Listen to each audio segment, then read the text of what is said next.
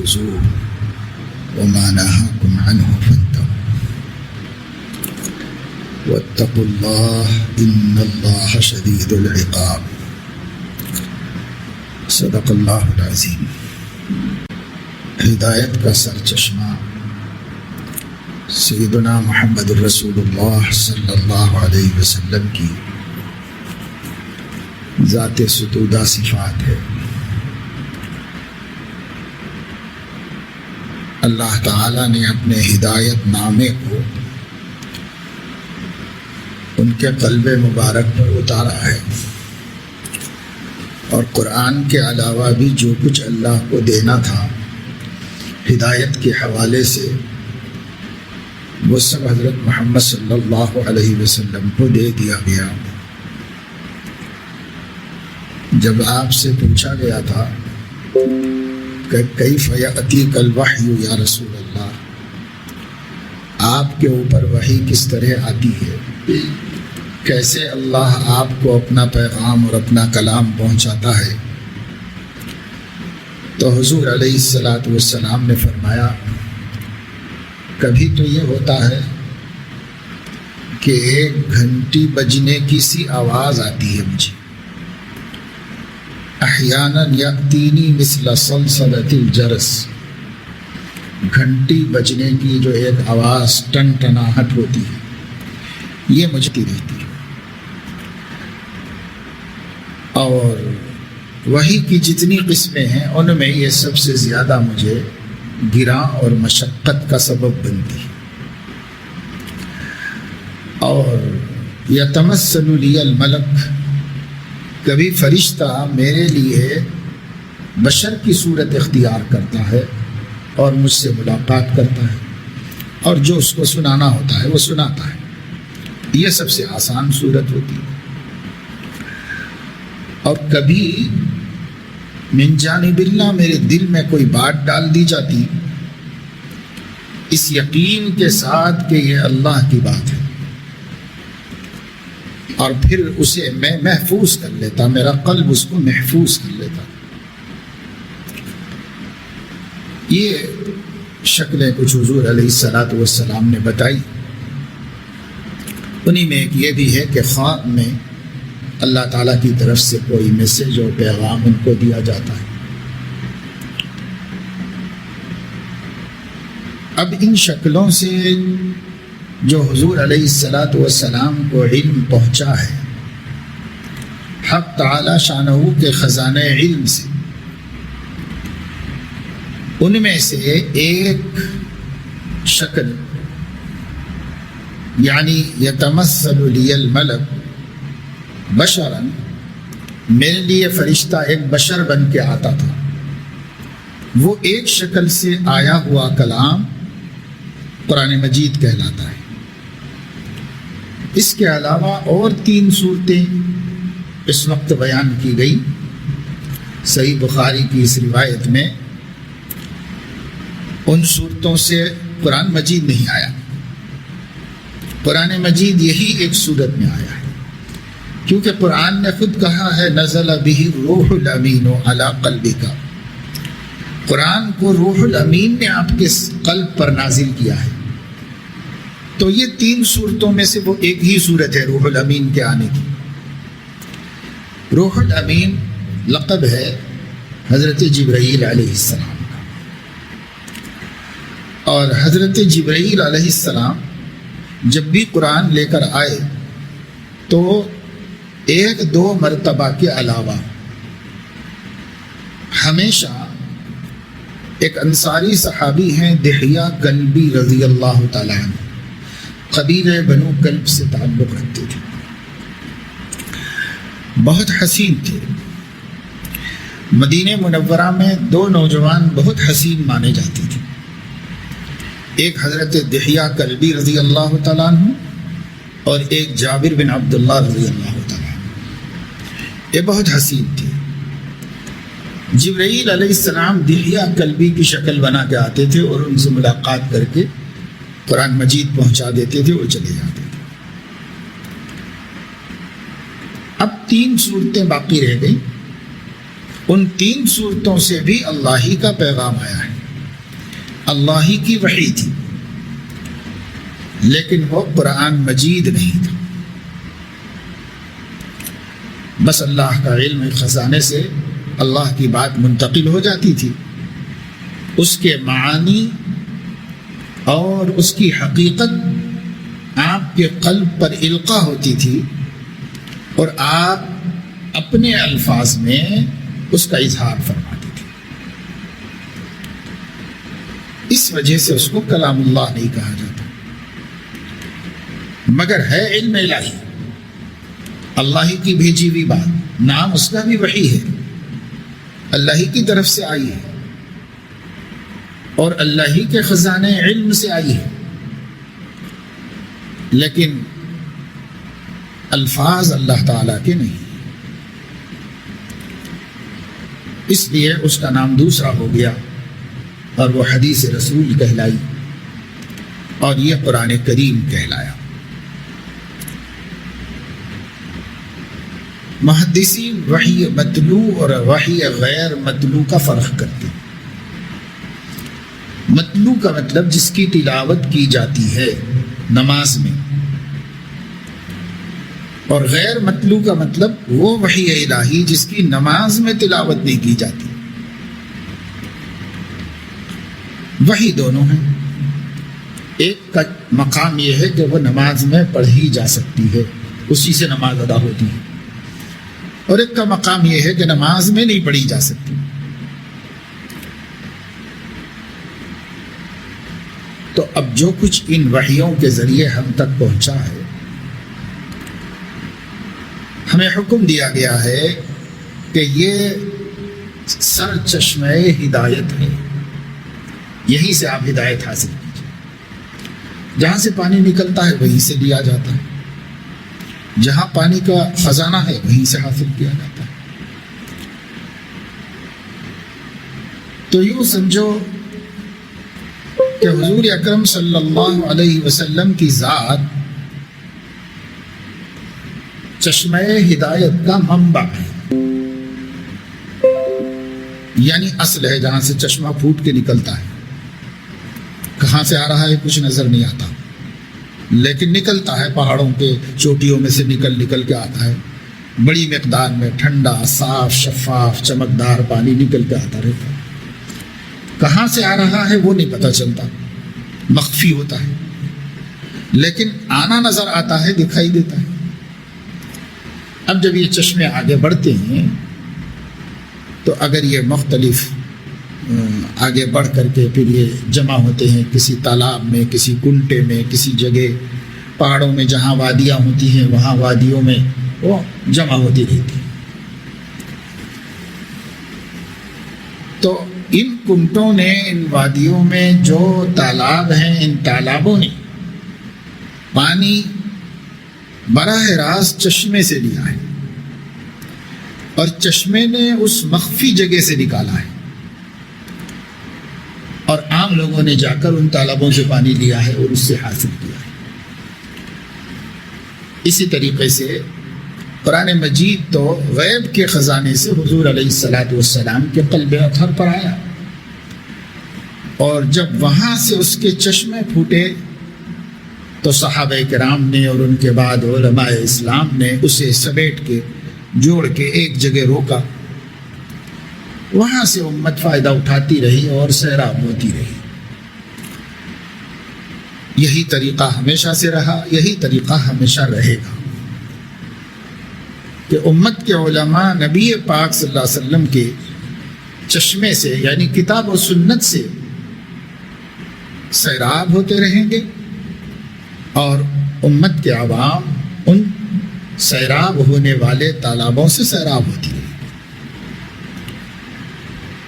اگر یہ ترتیب قائم ہے تو ہمارا علم اور ہمارا عمل معتبر ہے، اور اگر یہ ترتیب قائم نہیں ہے تو ہمارا علم و عمل معتبر نہیں ہے۔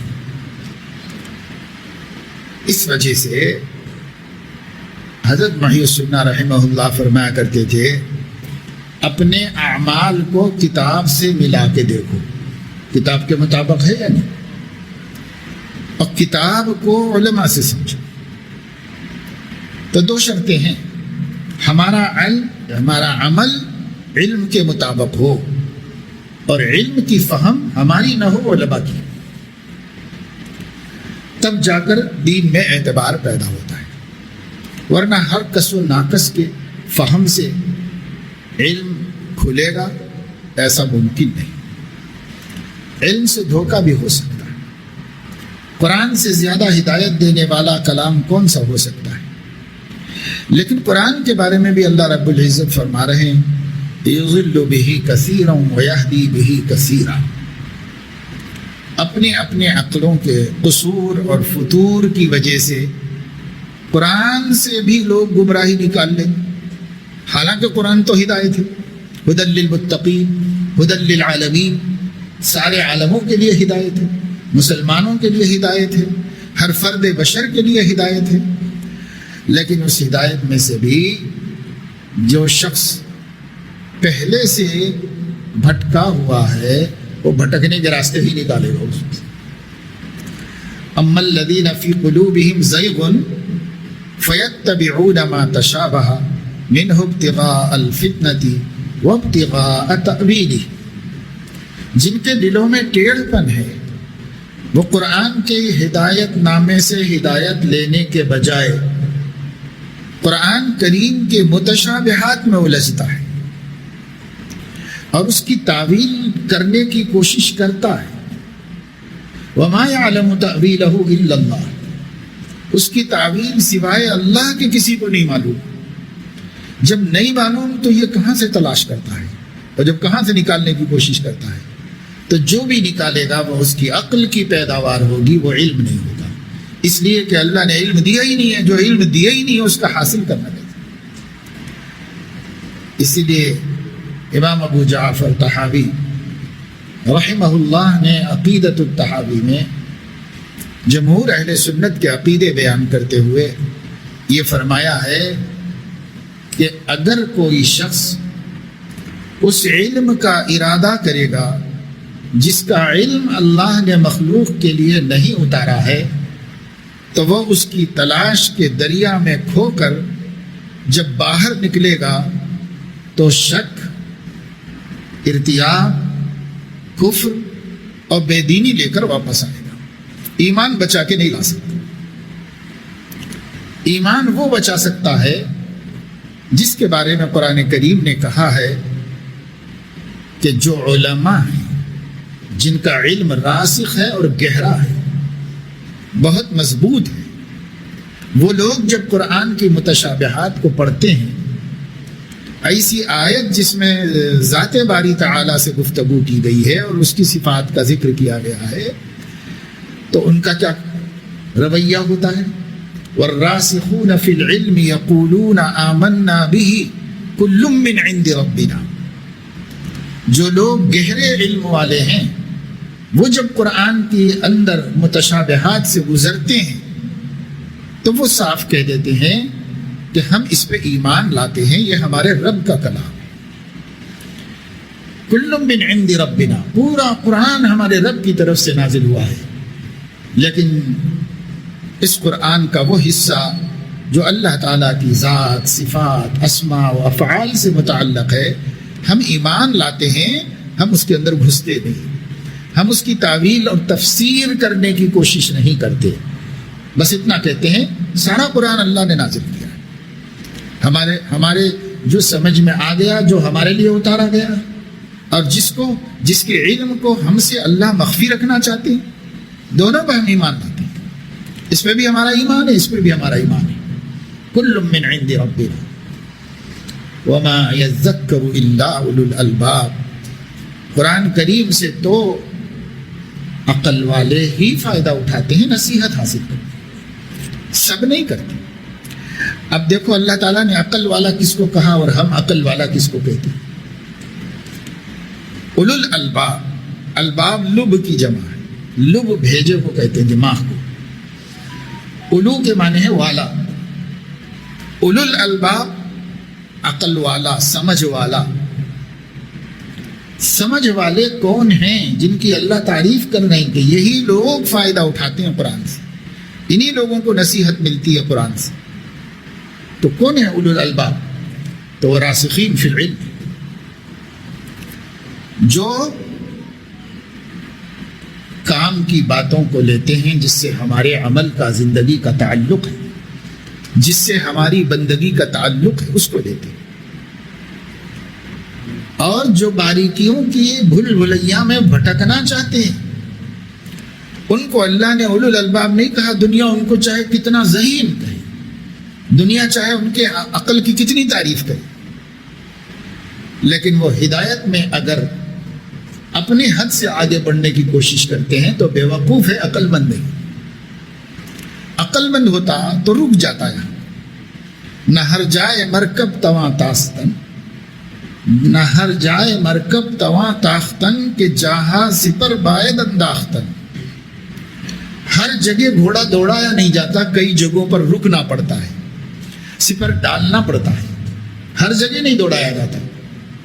اب ذرا کیا عقل آ گئی، تھوڑی معلومات ہو گئی تو صاحب اب آپ متشابہات میں بھی دخل دے رہے، ہر جگہ اپنی رائے لڑا رہے ہیں، ہر جگہ اپنا خیال، میرا خیال یہ ہے، تو بھئی تو کون، تیرا خیال کر؟ یہ اللہ کا کلام ہے، یہ بادشاہوں کا کھیل نہیں ہے، یہ خیالات لڑانے کا میدان نہیں ہے، یہ ہوس اور خواہش اور انانیت کی جگہ نہیں ہے، یہ سپر انداختن کی جگہ ہے۔ یہاں بس رکو، یہ رکنا ہی ہے تمہارا کام۔ یہاں پر رک کے کیا کرو، یہ دیکھو کہ صحابہ کرام نے کیا سمجھا، صحابہ کی کیا رائے تھی۔ گزشتہ جمعے میں نے بتائی یہ بات کہ صحابہ کرام کی رائے کا اعتبار ہے، خواہ وہ قرآن فہمی کا مسئلہ ہو، خواہ وہ حدیث فہمی کا مسئلہ ہو، کیونکہ جو کچھ قرآن آیا ہے یہی بندوں کے سامنے آیا ہے، اور جو کچھ باتیں حضور علیہ السلام نے ارشاد فرمائی ہیں انہی بندوں کے سامنے فرمائی ہیں، ان کے سوال کے جواب میں، ان کی غلطیوں کی اصلاح میں، ان کی خوبیوں کی تعریف میں، ان کو نئی باتیں سکھانے کے واسطے، ان کے ایمان کو بڑھانے کے واسطے، ان کے اخلاق کو سنوارنے کے واسطے۔ جو حدیثیں ہیں سب انہی کے سلسلے میں، انہوں نے ہی جہاد کیا، انہوں نے ہی حضور علیہ السلام کے لیے ہجرت کی، انہوں نے ہی مکے میں ساتھ دیا، انہوں نے ہی مدینے میں ساتھ دیا، یہ سفر میں تھے، یہ حضر میں تھے، یہ ان کے گھر کے لوگ ہیں۔ جتنا یہ سمجھ سکتے ہیں کوئی کیا سمجھ سکتا ہے؟ گھر والے سب سے زیادہ جانتے ہیں، صاحب البیت ادری بما فیہ، گھر والے کو زیادہ معلوم ہے کہ اس کے گھر میں کیا کیا ہے۔ یہ صحابہ کرام صاحب البیت ہیں، حضور علیہ السلام کے سفر حضر کے ساتھی ہیں، حضور علیہ السلام کی خوشی غمی کے شریک ہیں، حضور علیہ السلام کے دن رات رفیق ہیں۔ اس لیے قرآن کریم کے بارے میں یا حدیث شریف کے بارے میں کہیں کوئی بات نہیں سمجھ میں آ رہی ہے تو اس کی فہم کے لیے فہم صحابہ کی مدد لی جاتی ہے۔ ان کی مدد اس لیے معتبر ہے کہ وہی لوگ ان حالات و واقعات کے گواہ ہیں، چشمدید گواہ ہیں، انہی کے سامنے قرآن اترا ہے، انہی کے سامنے آپ نے دوسری وحی ہے سنائی ہے وہ بتائی، جن کو ہم سنت کہتے ہیں۔ تو کتاب و سنت اصل الاصول ہے۔ کتاب و سنت کے سمجھنے کے لیے صحابہ کرام، ان کی باتیں اور ان کے اعمال دونوں مددگار ہیں۔ اب ایک حدیث پڑھ کے ہمیں سمجھ میں نہیں آیا کہ اس پہ عمل کیسے کرنا چاہیے، تو دیکھنا پڑے گا کہ وہ صحابہ نے کس طرح عمل کیا، اس لیے کہ انہی کو حضور نے یہ آرڈر دیا تھا تو انہوں نے کیسے عمل کیا، ان کا عمل مل گیا، بس ختم۔ یہی طے ہے کہ اسی کے لیے یہ آیت نازل ہوئی تھی، اسی کے لیے یہ حکم صادر ہوا تھا، طے ہو گیا، اس لیے ان کو دیکھنا پڑے گا۔ اس کے بعد زیادہ سے زیادہ تبع تابعین کو، اس لیے کہ یہ کامل الاسلام لوگوں کے دیکھنے والے ہیں، صحابہ نبی کے دیکھنے والے اور صحبت پانے والے، اور تابعین کامل الاسلام طبقے کو دیکھنے والے۔ اس لیے تابعین نے ان سے جو دین سمجھا ہے اور جو اپنی آنکھوں سے صحابہ کو عمل کرتے دیکھا ہے وہ بھی اس دین میں معتبر ہو گیا، اس کا بھی اعتبار کیا جائے گا۔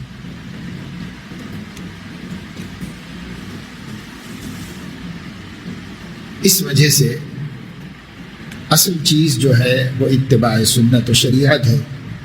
طرح طرح کی بحثوں میں و طرح طرح کی باتوں میں الجھنا کوئی فائدہ مند چیز نہیں ہے۔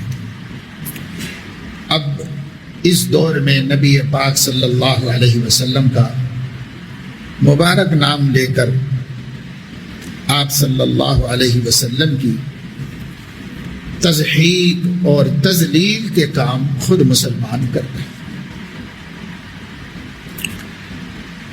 پہلے تو ہمارے دین میں یوم ولادت منانے کا کوئی رواج نہیں،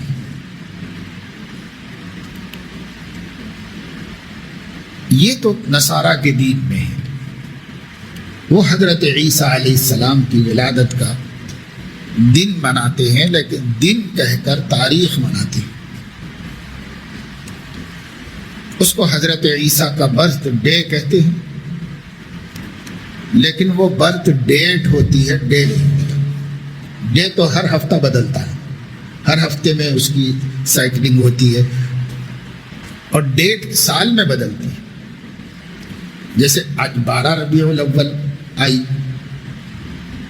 ایک سال کے بعد 12 ربیع الاول آئے گی۔ یہ دن، یہ تاریخ سال میں ایک مرتبہ آئے گی، اور جو دن ہے وہ ہفتے میں ایک مرتبہ آئے گی۔ جیسے پیر کے دن حضور علیہ السلام کی ولادت ہوئی، ہر ہفتہ پیر آئے گا، ہر ہفتہ پیر آئے گا۔ اگر یہ عید و مسرت و خوشی کا دن ہے تو ویکلی ہونا چاہیے۔ جیسے جمعہ ہے مسلمانوں کی خوشی و مسرت کا دن ہے، عید کا دن ہے۔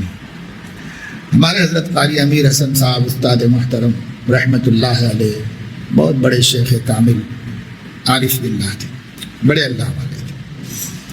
ہمارے بچپن میں 1 سال کے لیے مدرسے فیض العلوم میں آئے تھے تبادلہ ہو کر، تو پڑھاتے تھے مدرسے، ہم بھی اس وقت ان کے پاس پڑھتے تھے۔ تو کھانا ہمارے گھر سے جاتا تھا حضرت کا، تو ایک جمعے کو کھانا لے کے گئے، تو ایسے سیدھا سادہ کھانا تھا۔ تو حضرت قاری صاحب نے فرمایا کہ الیوم یوم الجمعہ، آج تو جمعے کا دن ہے بھائی، یوم اللحم ہے، گوشت کیوں نہیں؟ تو جو اللہ کے نیک بندے ہوتے ہیں ان کے شوق سب دین میں ہوتے ہیں، اور دین کی نسبت سے ہوتے ہیں۔ دنیا کی نسبت سے ہم کیا کیا سوچتے ہیں، کرتے رہتے ہیں، لیکن ان لوگوں کو بس سنت کی نسبت سے سمجھ میں آتا ہے، سب دین کی نسبت سے سب چیزیں اچھی لگتی ہیں، شوق بھی اسی کا ہوتا ہے، ذوق بھی اسی کا ہوتا ہے، تقاضے اور خواہشات بھی اسی سے جڑی ہوتی ہیں۔ ہم فلاں اچھا کام کر لیں، ہم فلاں سنت کو اختیار کر لیں، ہم فلاں نیک کام کر لیں، بس اسی سے ان کی خواہشات جڑی ہوئی ہوتی ہیں۔ ہمارے کیا شوق ہیں؟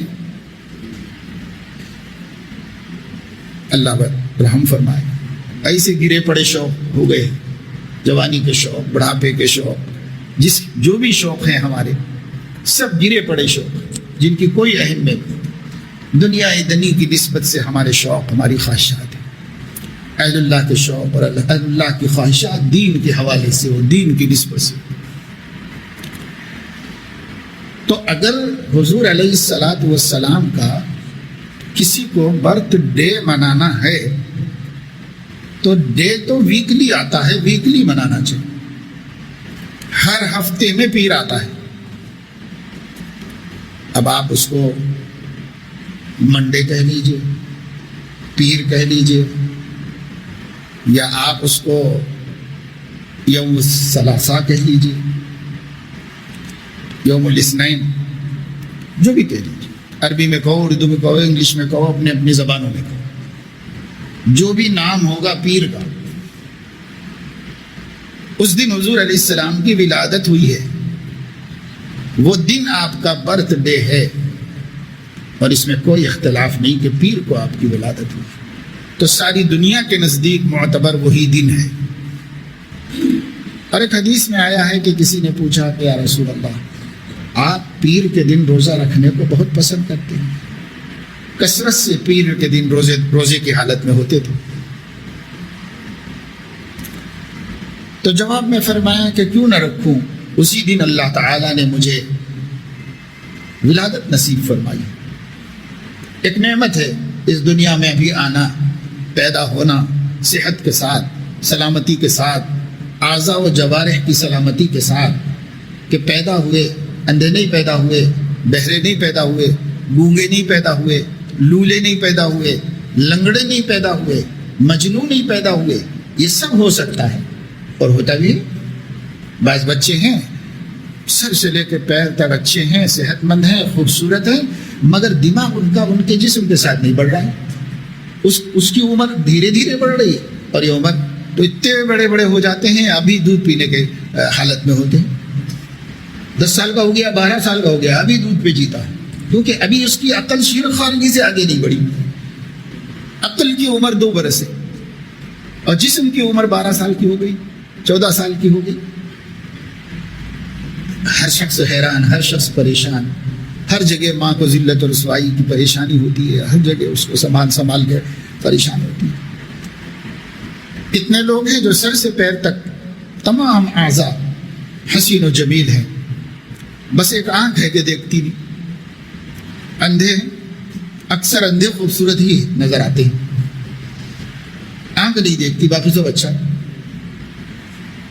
ایک بندہ سوچے جسے اللہ تعالیٰ نے نہ اندھا پیدا کیا، نہ لولا پیدا کیا، نہ لنگڑا پیدا کیا، نہ دماغی معذور پیدا کیا، نہ اس کے دل میں سوراخ تھا، نہ اس کے گردے فیل تھے، نہ اس کا ہاضمہ متاثر تھا، سارے کے سارے اعضاء و جوارح سلامت بنے، پورے کمپلیٹ ہوئے،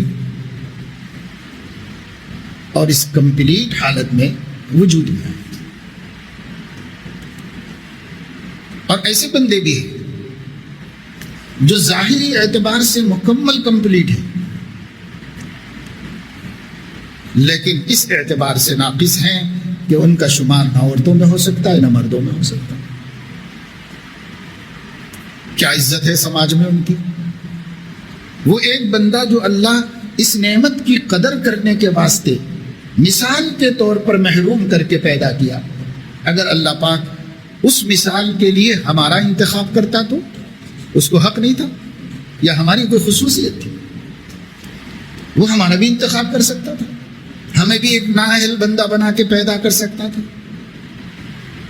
دیکھو جتنے دنیا میں معذور لوگ ہیں، ایسا نہیں ہے کہ ان چیزوں کی اللہ کے پاس شارٹیج تھی اس وجہ سے کسی کو ایسا بنا دیا، ایسا کچھ بھی نہیں۔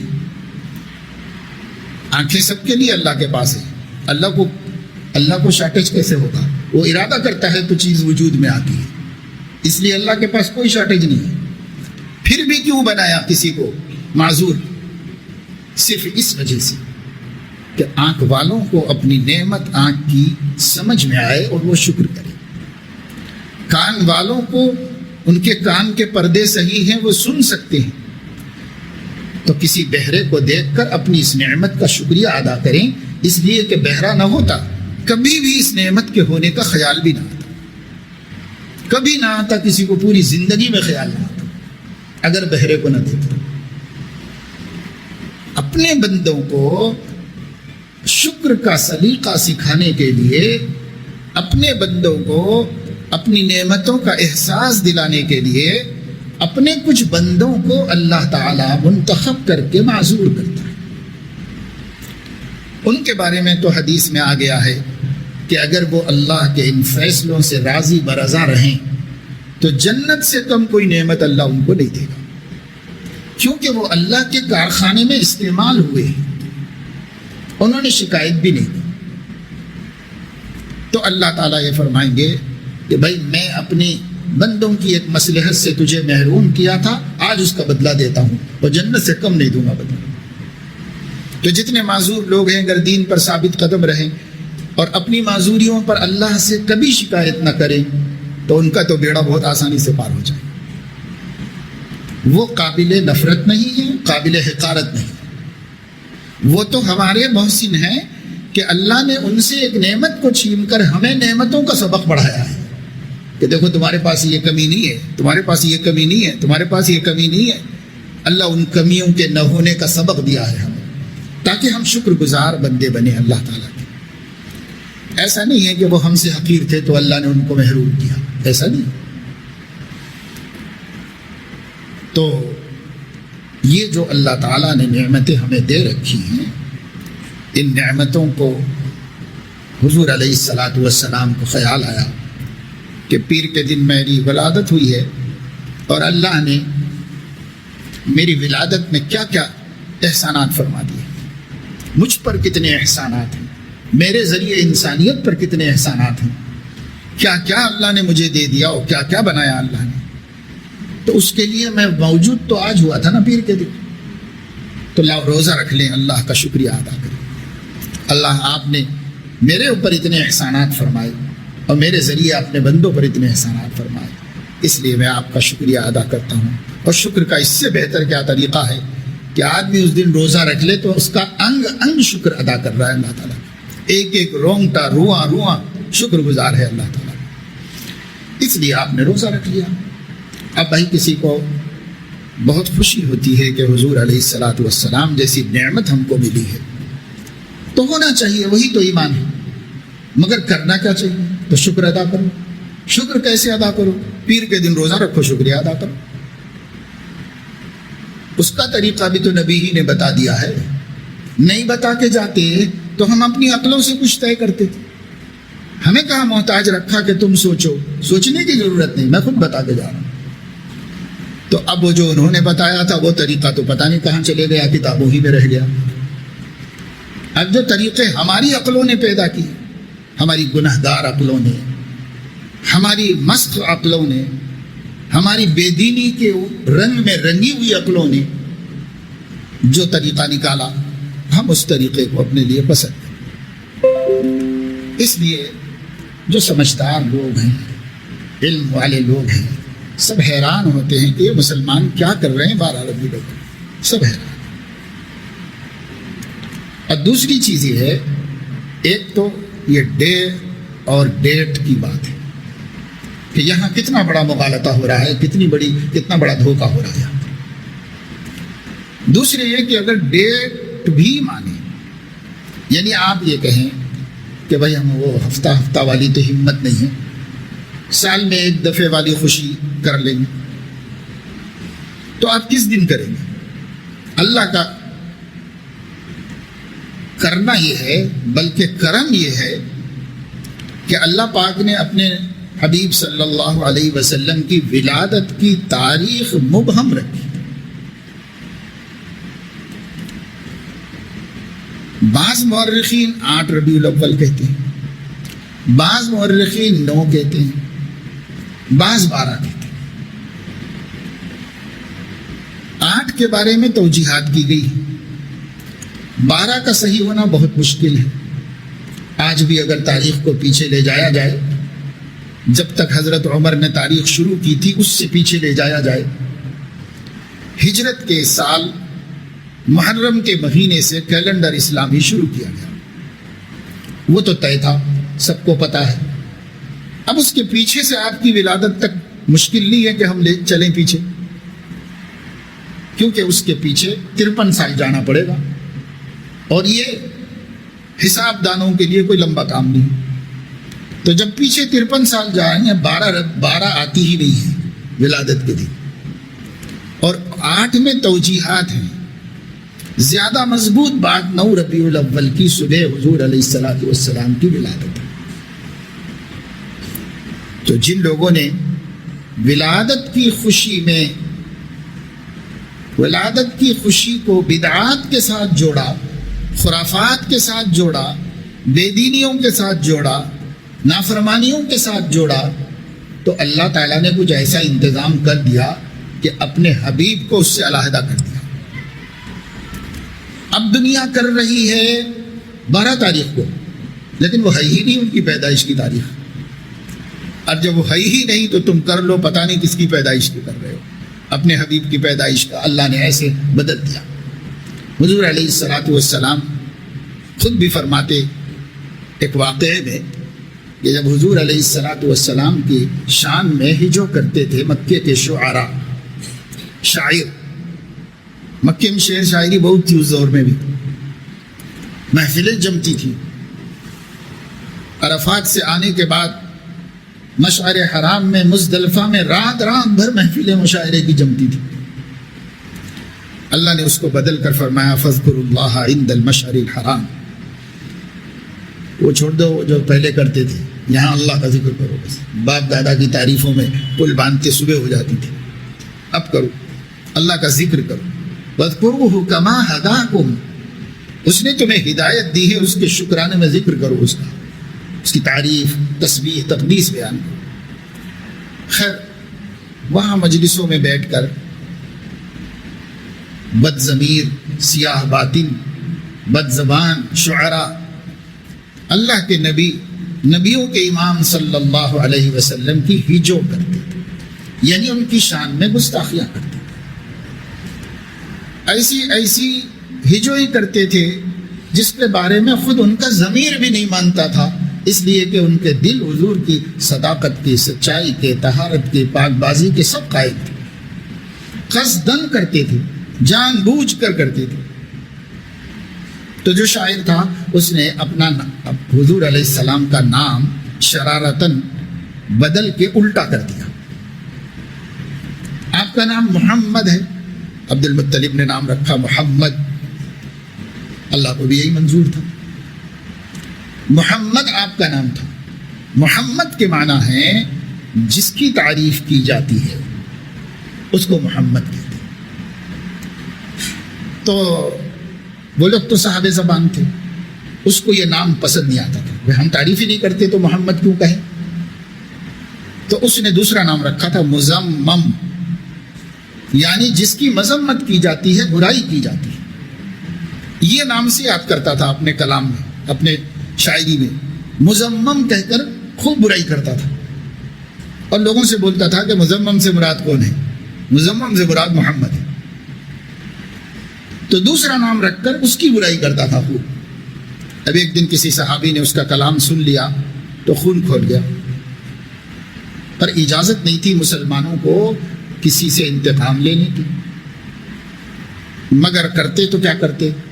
بہت بے چین ہو کر حضور علیہ السلام کی خدمت میں آئے اور انہوں نے کہا کہ یا رسول اللہ، آپ ہم سے برداشت نہیں ہوتا، پانی سر سے اونچا ہو گیا، بہت بد کلامی کر رہا ہے، بہت بد زبانی کر رہا ہے، اجازت دیجئے کہ ہم کچھ کریں۔